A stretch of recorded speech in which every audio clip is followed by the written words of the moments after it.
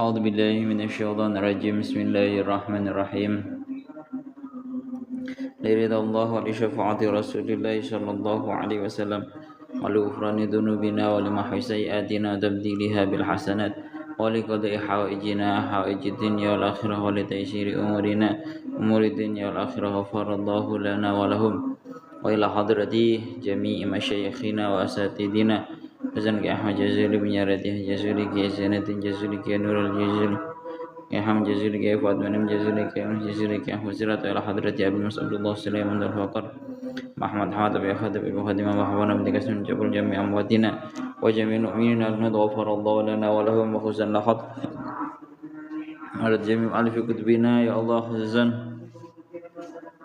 ila hadrati Sanjalatin Asyidi Hijalatin Mahali Syekh Asawi وجميع شيخ مطاولة الشعراوي شيخ فخر الدين الرازي وإلى حضرة جميع أهل درس المندل مع الحيمن والأمد صغارهم وكبارهم حسن حضرتي وسيد علي أسر ومبah مجاهد ومبah عبد القهار ومبah بيت حجي ومبah عبيدة ومبah بيت مياتي ومبah يجير ومبah منصر وإلى حضرة جميع أمواتنا جميع المؤمنين غفر الله لنا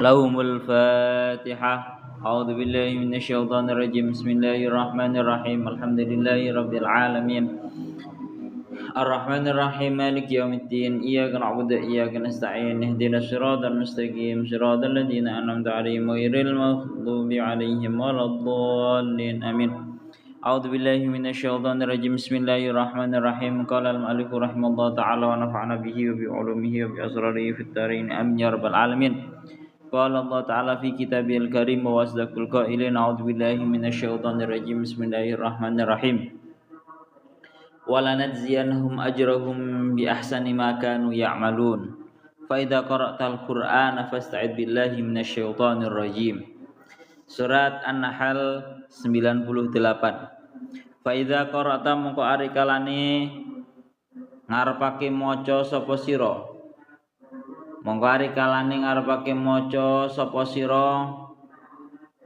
Al-Qur'ana ing Al-Qur'an ai aratta tegese ari kalane ngarepake sapa sira qira'atahu ing maca ing Al-Qur'an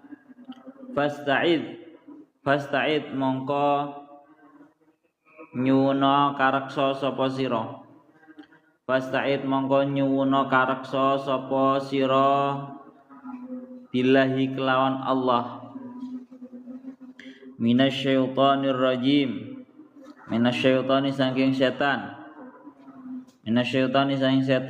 ar-rajimi kang den dohake saking rahmat ar-rajimi kang den dohake saking rahmat aikul tegese ngucapa sapa sira Aikul tegese ngucapa sapa sira a'udzu billahi minasyaitonir rajim ing kalimat a'udzu billahi minasyaitonir rajim a'udzu nyuwun kareksa sapa ingsun billahi kelawan Allah minasyaitonir rajimi minasyaitoni saking setan ar-rajim kang den dohake saking rahmat pun sak menten mawon.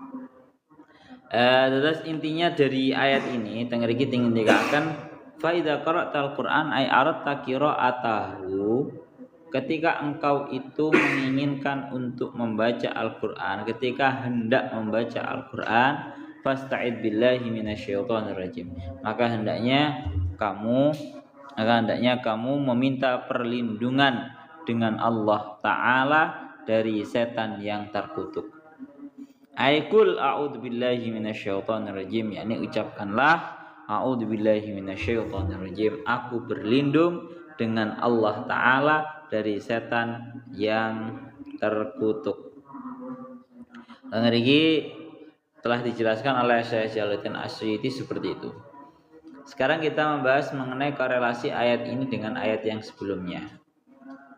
Jadi ayat ini kan membahas bahwa ketika seseorang itu hendak membaca Al-Quran maka nanti diperintahkan untuk membaca a'udzubillahi minasyaitonirrajim atau isti'adah.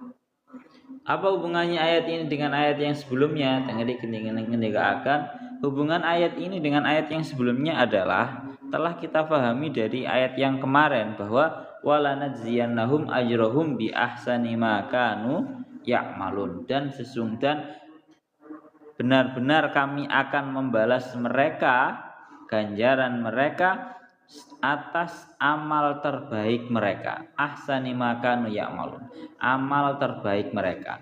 Nah, sehingga dalam kali ini Allah Ta'ala ingin menjelaskan, cara gampang ngomong itu, Allah Ta'ala itu ingin menjelaskan bahwa sebaik-baiknya amalnya seorang manusia adalah Al-Quran, membaca Al-Quran.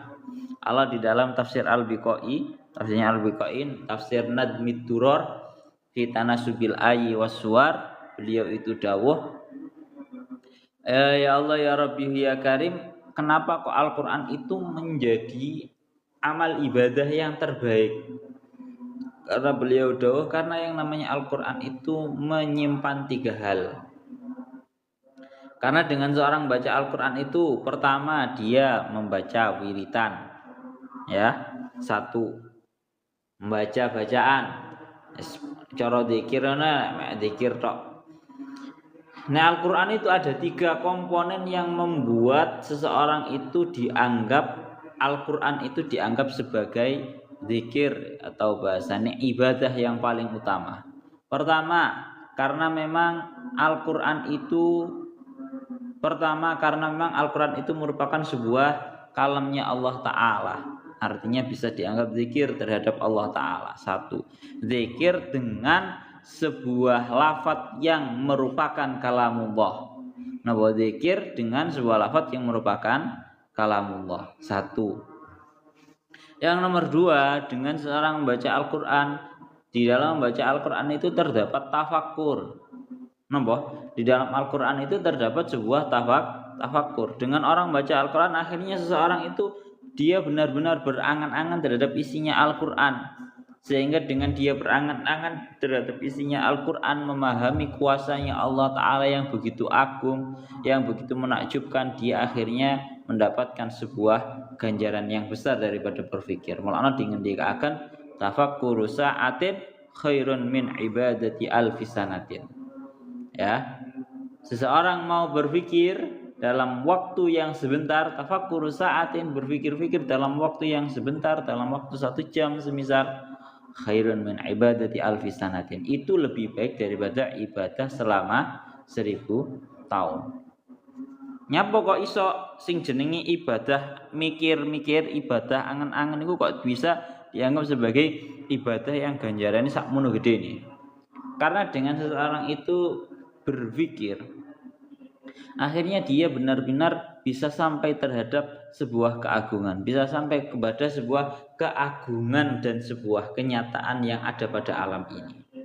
Dekne angan-angan betapa agungnya kalau kemarin dingendikaken Allah Ta'ala mengeluarkan susu di antara kotoran dan juga darah dalam keadaan susunya itu murni, tidak dari segi bau, warna dan juga rasa sama sekali tidak tercampuri oleh yang namanya kotoran, juga tidak terpengaruhi oleh yang namanya darah.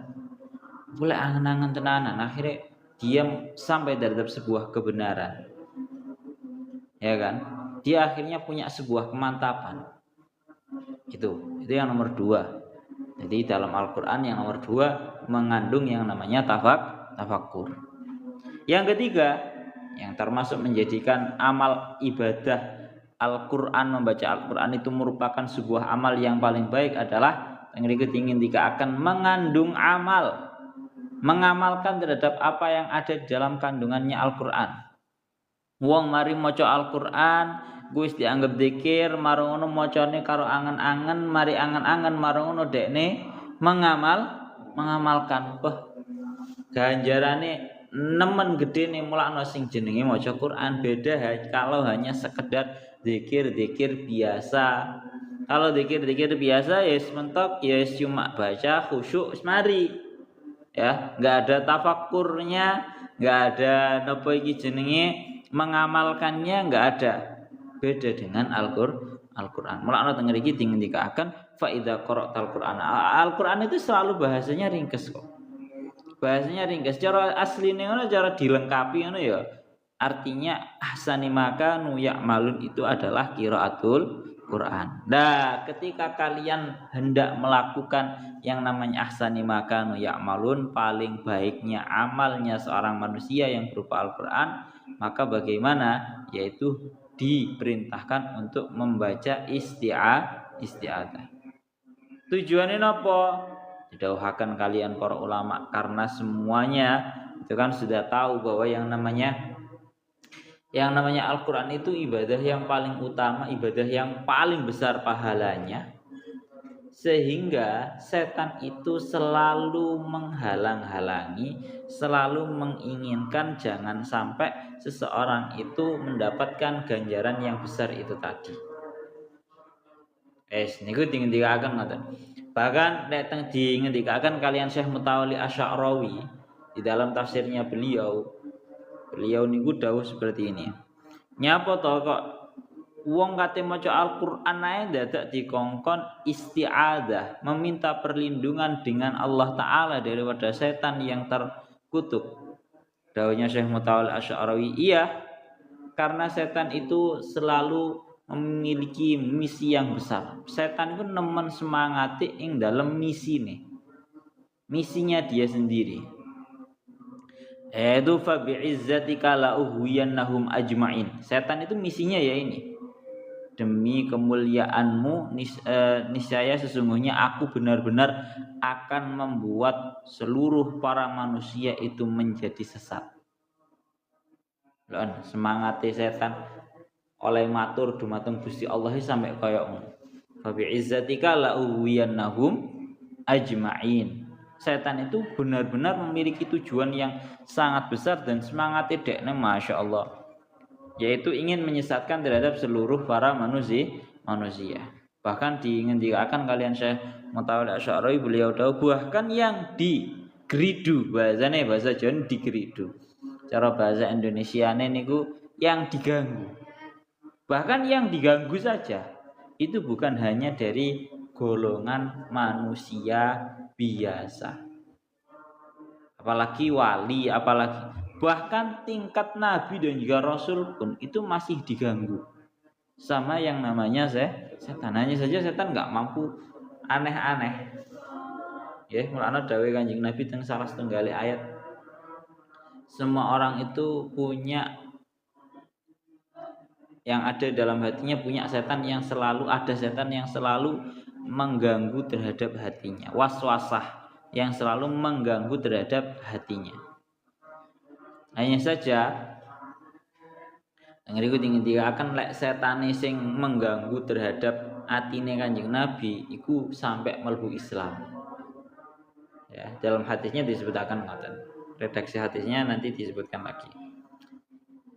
Lah teng ngriku dingendikaken teng ayat surat Al-Hajj ayat 53 lek mboten salah.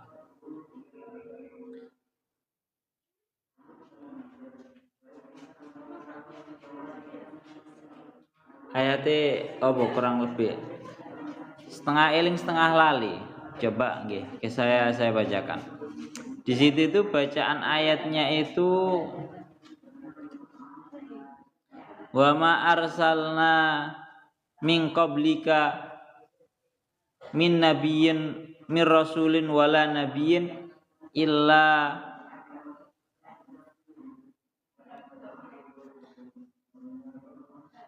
idza tamanna alqa syaitanu fi umniyati.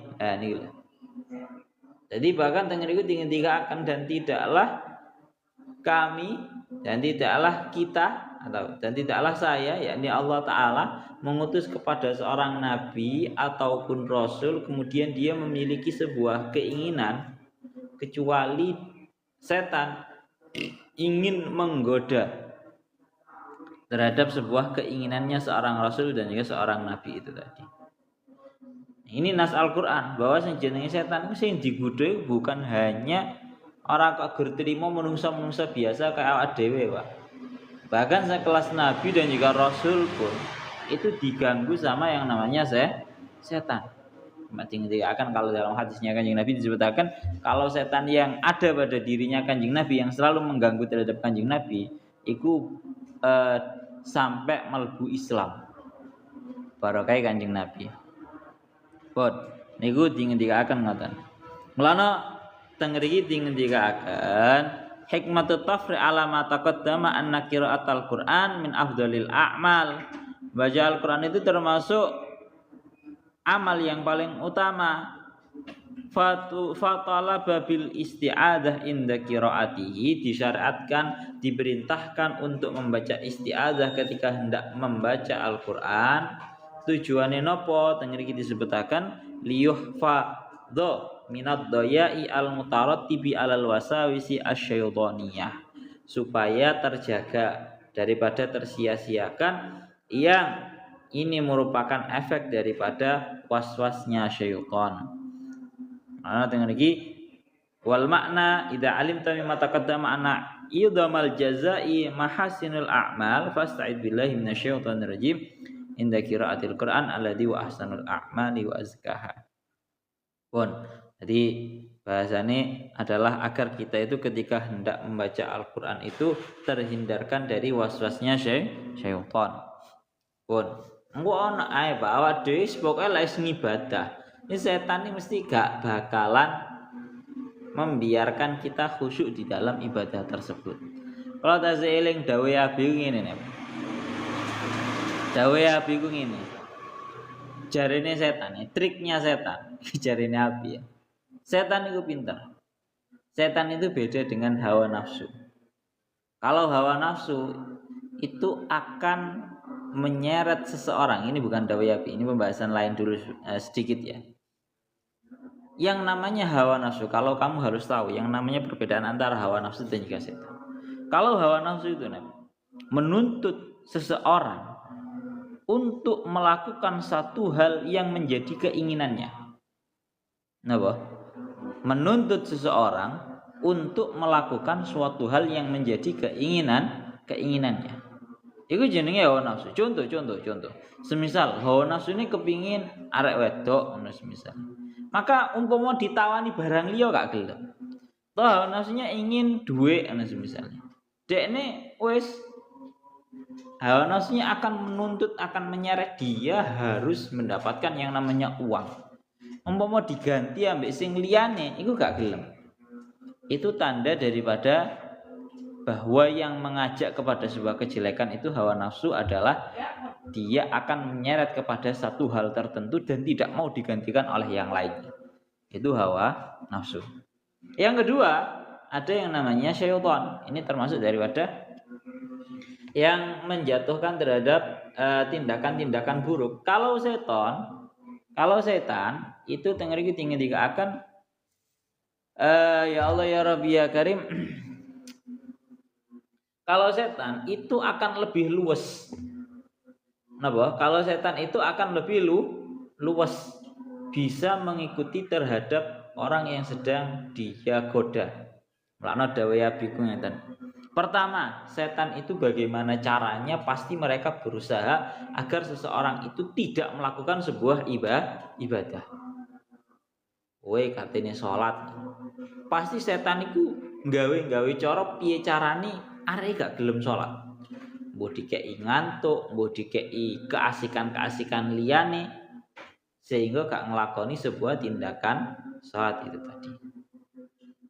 Satu. Yang nomor dua, ketika kok seseorang itu sudah selamat bahasanya ini ya, keinginannya begitu kuat untuk melaksanakan salat, niscaya setan akan membiarkan orang tersebut untuk salat, tapi setan menyerangnya dari dalam. Bagaimana caranya dia itu bagaimana caranya dia itu salatnya tidak sah, atau bagaimana caranya membiarkan dia tetap sah, atau membiarkan tetap sah tapi tidak mendapatkan ganjarannya. Jadi cara bahasanya setan itu lebih luas daripada hawa nafsu. Andingin dikatakan hawa nafsu itu lebih buruk daripada setan. Orang bang, setan hawa nafsu gak bisa dienggokkan sama sekali. Buat tawani apa ya? Kadung kepinginan arek wedok ya bakal njalem arek wedok. Dikei dhuwit ora bakal terselimur. Jaluk dhuwit kepinginane. Setan hawa nafsune ingin mendapatkan ambisinya, ingin mendapatkan uang yang banyak, ditawani barang liyan gak arep. Gak menarik. Akan benar-benar digeret sama yang namanya hawa nafsu. Kalau setan enggak, luas. Cuma ya lebih licik juga. Malah tang riku dawuh Abi ngono ya. Contoh ini sering terjadi, semisal kayak di salat tarawih. Ini Abi menasehati kula dan para putranya itu konteksnya adalah dalam masalah tarawih. Abi ku dawuh, nyapa sih wong-wong kok tarawih iku kok cepet-cepetan? Ya krana koyo ngono kuwi sing jenenge setan. Setan itu pertama jangan sampai orang melakukan sebuah tindakan taat. Satu, kalau dia kok tetap melaksanakan taat gara-gara niatnya begitu kuat, maka setan akan mencari cara agar taat yang dia lakukan itu tidak sah. Ya apa carane? Kupinge dibisiki. Ayo ndang kowe salate sing cepet-cepetan ae. Enak. Nah, utawa dene sik tetep nglakoni ibadahe sik tetep sah, sik tetep santai. Digeridu maneh lewat diganggu lagi, digoda lagi dari jalan lain, piye carane seseorang ini tidak mendapatkan ganjarane tindakan taat. Terus setan sampai seperti itu. Jadi cara garis besarnya setan tidak akan membiarkan seseorang itu untuk melakukan sebuah ketaatan kecuali setan mengganggunya dengan segala bahasanya tindakannya itu tadi. Pun kalau lanjutakan malih. Ya Allah ya Rabbi ya Karim. Murakno nang mriki tinggi akan ana kalane was-was, ana kalane gara-gara penggridune setan. Wong maca Quran lek gak dikonsenno tenanan, macane kelawan lisan lan kelawan ati, biasane ku ana ae kepikiran kono, kepikiran kene. Kuono ae gak sida khusyuk, Pak. Satu. Yang nomor 2, itu tujuannya apa? Itu tadi loh setan itu. Wong lek maca Quran tenanan, pamane sampai tambah angen-angen. Waduh. Akhirnya wong ku dadi yakin, wong ku dadi mantep, orang itu benar-benar menemukan keajaiban kuasanya Allah Ta'ala. Setan musuh orang ahli ibadah itu mudah. Tapi kalau setan musuh orang alim itu berat. Saleh ngerti? Karena ini intermezzo saja ya, nggak apa-apa ya. Dulu itu diceritakan ono wong itu suatu ketika ono wong ku takok, luweh api andi wong alim tapi ahli maksiat atau wong jahil sing ahli ibadah. Wong ahli ibadah tapi jahil. Jawabane para ulama sepakat luwih apik wong alim masih ahli maksiat. Ceritanya beliau itu dulu diceritakan ada seorang laki-laki yang gemarnya dia itu maksiat, minum-minum keras, minum-minuman khamr. Hingga suatu ketika diuji sama satu orang. Dia mengujinya. Pertama menguji terhadap orang yang ahli ibadah tapi jahil. Nang masjid, ono arek nang masjid. Wah, seragam ibadah ya. Akhirnya diuji dengan omongan dibisiki, ya bahasanya gak dibisiki. Ngomong teko adoh ben dikira suara tanpa rupa. Kon niku wis ibadah mempeng. Sak tenane kon niku pangeran. Ana sing digodha, ana sing digodha, wis aku menghalalkan bagi kamu segala sesuatu. Jenenge wong jahil. Digodha ngono kon wis ibadah wis mempeng kon dadi pangeran. Ya percaya. Langsung. Kemudian dia pergi lagi kepada orang yang ahli maksiat tapi dia orangnya alim. Ngomong kon niku wong alim, kon niku pangeran dikono. Wong alime dalam keadaan mendem padahal.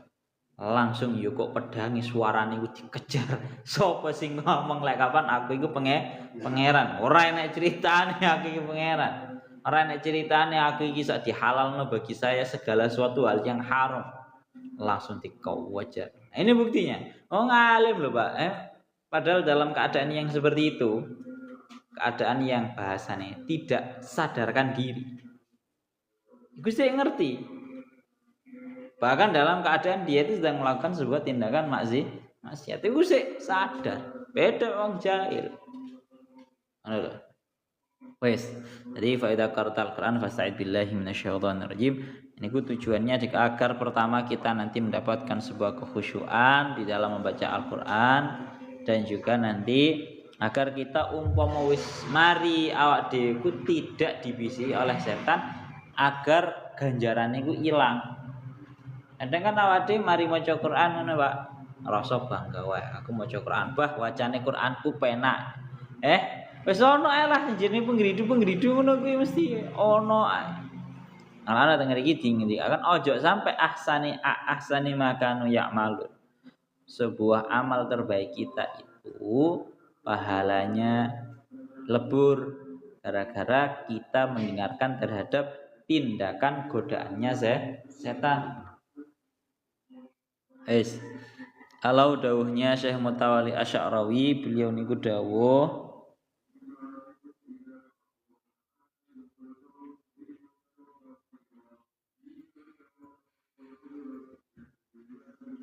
beliau dawuh seperti ini. 3 cara bahasanya. 3 cara seseorang itu agar membaca Al-Qur'annya itu bisa khusyuk. Dawuhnya Syekh Mutawalli Asy'arawi ngaten. Pertama, dawuhnya Syekh Mutawalli Asy'arawi, cara agar dia itu khusyuk, seorang yang baca Al-Qur'an itu adalah bisa khusyuk adalah pertama, dia membayangkan agungnya dan sucinya zat yang menurunkan terhadap Al-Qur'an. Membaca Al-Qur'an membayangkan, menghadirkan di dalam hati betapa agungnya, betapa sucinya Allah Ta'ala yang menurunkan terhadap Al-Qur'an. 1. Yang nomor 2, membayangkan dan menghadirkan di dalam hati benarnya, agungnya, ya, seseorang yang dituruni Al-Qur'an ini, yakni sosok baginda Nabi Muhammad sallallahu alaihi wasallam. Bayangno ya Allah, iki Al-Qur'an iki biyen sing nerampi sang Allah Ta'ala iku Kanjeng Nabi. Terus yang nomor 3, baru dia konsen untuk tadabbur, berangan-angan terhadap maknanya Al-Qur'an itu bagaimana. Orang kalau sudah 3 ini, pertama dia menghadirkan dalam hatinya agungnya Allah Ta'ala, maha sucinya Allah Ta'ala. Yang nomor 2 dia membayangkan betapa benarnya, betapa jujurnya baginda Nabi yang dituruni Al-Qur'an ini. Dan yang nomor 3 dia mengagungkan, dia mengangan-angan terhadap isinya Al-Qur'an. Jadi iso khusyuk, Pak. Mantap. Iya, mantap. Pun nggih, dados fa idza qara'tal Qur'ana fasta'id billahi minasyaitonir rajim. Niku intine ngoten. Pun innahu laisa lahu sultanun 'alal ladzina amanu wa 'ala rabbihim yatawakkalun. Ilahuna wa dha'al bisawab.